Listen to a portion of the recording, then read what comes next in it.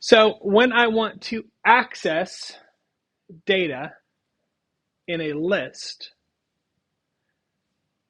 what I'm going to do is I'm going to use the index.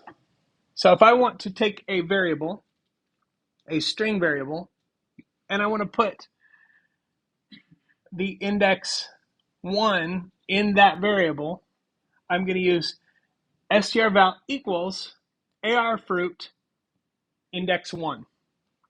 And then strval will now equal orange. When I do this, it does not remove orange from arfruit. All it does is say, make this variable equal to whatever this is. Okay, and again, square brackets and a 1. So when I print that, it will print the word orange. Now,